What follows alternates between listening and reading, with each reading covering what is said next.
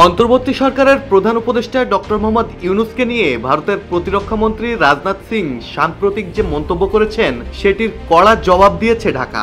এক প্রতিক্রিয়ায় পররাষ্ট্র মন্ত্রণালয় বলেছে, রাজনাথ সিং এর ওই মন্তব্য অযথার্থ এবং শিষ্টাচার ও কূটনৈতিক সৌজন্যের প্রতি সম্মানজনক নয়।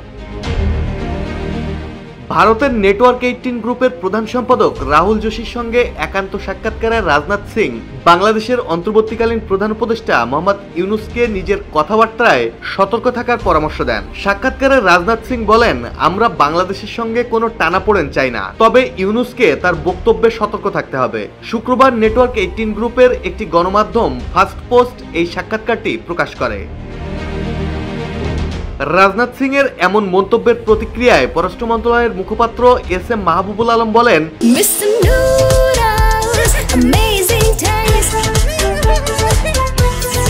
ভারতের প্রতিরক্ষা মন্ত্রী রাজনাথ সিং বাংলাদেশের প্রধান উপদেষ্টা অধ্যাপক মোহাম্মদ ইউনূস সম্পর্কে যে মন্তব্য করেছেন তা আমাদের নজরে এসেছে। মাহবুবুল আলম বলেন, আমরা মনে করি রাজনাথ সিং এর মন্তব্য সঠিক ও গঠনমূলক নয় এবং তা শিষ্টাচার ও কূটনৈতিক সৌজন্যের প্রতি সম্মানজনক নয়।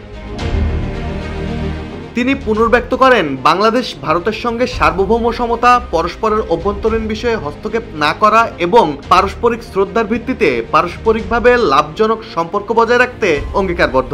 আলম আরও বলেন, বাংলাদেশ বিশ্বাস করে যে দৃষ্টিভঙ্গির পার্থক্যগুলো গঠনমূলক ও শ্রদ্ধাশীল সংলাপের মাধ্যমেই সবচেয়ে ভালোভাবে সমাধান করা সম্ভব।